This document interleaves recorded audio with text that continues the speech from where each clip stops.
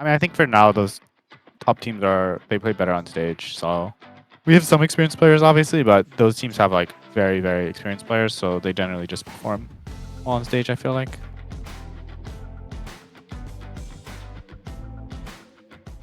Hi guys, this is Pedro and I'm back with a brand new interview. This time I am accompanied by Armao of Immortals after going 1-1 in week 2 of the 2024 LCS split, thus currently putting them in the 1-3 record, overall record, as of the time of the recording. So Armao, I really appreciate you taking the time and just having this quick conversation after this latest match against Team Liquid. And so I'm just going to start off exactly with that. A tough way to end the week, despite a promising start after beating Shopify. So, what went wrong from your perspective against Team Liquid in that second match for you? We just messed up early, and we had to play from behind, and then we messed up team fights. There were some situations where I thought the person we went on would die without me needing to ult, so I didn't want to give them a target to free hit, but then they would usually live with like 1 HP, so it's kind of my bad. But yeah, we just had a bad early game too. So What do you think was the cause of that so kind of issues? Was it just basically drafting, just coordination, anything like that? we just played a bit too fast, I would say. Um, just rushed it a bit. Not yeah. Usually, we don't rush so much. Like the first play, we should have just played lanes normally. Not we didn't need to gank Tristana so many times, and we just rushed basically throughout the game. Was it just as a result of just the team just trying to speed things up from the outset and just having to take the initiative onto Team Liquid, or was it just the sort of situation that kind of was thrown upon you guys by Team Liquid that sort of made you guys want to play fast? I mean, it's just generally how we play. In early game, we usually play actively, um, but obviously sometimes it can go wrong. Mhm. Yeah, and unfortunately, it went exactly as that. But despite that loss against Team Liquid, what were some of the takeaways that you feel the team has to to address for week 3? Was it just exactly um, addressing the issues from the early game, or just trying to figure your way out of that kind of predicament? I don't think we have to change too much. I think we had a lot better week 2 in practice and in stage games, even this game compared to the week 1. Um, I mean, honestly, we were playing fine. Just, I mean, there was just mechanical mistakes. Like I played bad, and then we had the early game mistakes, but it wasn't like it just happens. We just need to work on it, like the stuff we've been doing. We improved a lot from week 1 to week 2, so I'm not super worried. Yeah, and exactly as what you said, improving from the first week of the regular season, which you guys went 0-2, and then following that up with a 1-1 with a 1-1 record. Sorry about that.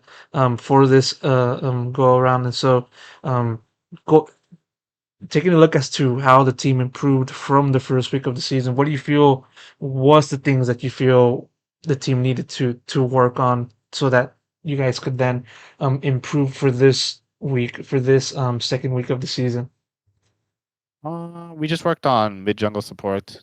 We played together more, and we worked on like setting up team fights, blocking enemy flanks and stuff.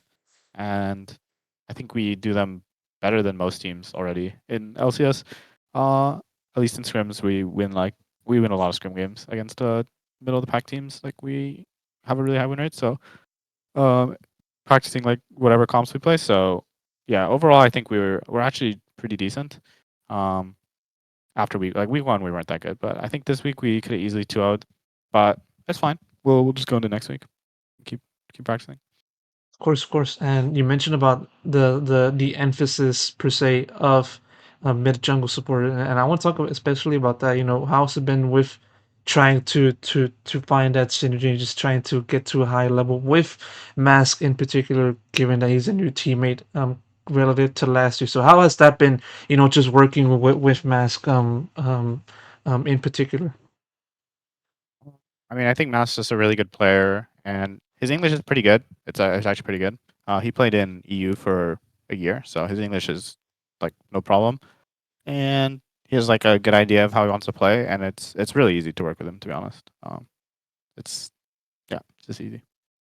Do you feel it's much more of like you adjusting to him, or more like him adjusting to you, given the fact, as you said, that he's had some time playing in the West in Europe? So, what do you feel this sort of um, process has been built on? I think it's 50-50. Like yeah, just 50-50, I guess. Hmm. Like for him adjusting, like it's just like you just learn, both players. Hmm. And of course, and that said, for this week, of course, you guys and the rest of the league worked on a new patch, new life patch, a sort of different way of how teams will go about it in the LCS relative to the past years, working in a new patch and on the outset. And so, how has that transition been like for you and also the rest of the other teams when it comes to playing in a new patch compared to how it was back then, in which you guys would play an old patch for a given amount of time before then transitioning to a new one? Um, it's really I don't care that much personally. We play on a PBETR before the new patch comes out because we know we're gonna switch to the new patch. So it's I mean technically you have a little less practice, but honestly I don't really care that much. I don't even have a strong opinion. It's like whatever for me. It just feels Yeah, like before. It's not too much different. almost not any difference. Just everything's been the same for from your I, POV. I mean since like we scrim on PBE server before, so like our week of scrims is still normal. I mean, usually you have 2 weeks before a new patch, so like obviously normally you have more time, but usually you're scrimming on an old patch while playing solo queue on a new patch. So it's like that's weird too. And this one, you're mostly playing on the same patch on solo queue and scrim, so it's not bad. Like I don't mind either system. Basically, is what I mean. Like I don't care what they do. It is better for viewership than all for it. Yeah, and people, also been talking about how, kind of benefits teams, in the LCS and just sort of to be on the same pace as other leagues within the LoL esports cycle. So even so, I guess it doesn't really matter to you, just whatever it is that happens to you just happens, right? Yeah, yeah. I mean, I think I'm sure. I mean, obviously, international will just switch back. So if the teams make international, but yeah, I overall I think it was less different feeling than I thought it would be. Basically, like I don't really mind it at all. Hmm. Yeah, of course. And now taking the sort of focus now into the future, specifically in the third week, next week of the LCS, it's Super Week, and the schedule ahead for you guys in Immortals is pretty daunting. If for me in particular, so you guys facing off against C9, 100 Thieves, and also NRG, and sort of what are your thoughts on just the road ahead and the kind of opponents that you are going to take on in the future? I mean, it's not an easy week, but uh, I don't. I'm not too scared of any of the teams. We scrim against Energy in the 100 decent amount, and uh, yeah, we have really good results against them. So yeah, I know Energy's looked good on stage because they always do, but don't feel too afraid to face either Energy and 100 and C9. I will say is the strongest team, even though they lost of those three teams. But I think we have a decent chance of beating them, even though I don't think we're favored. But I would favor us against the other two teams, at least from practice. I think we'll play better next week.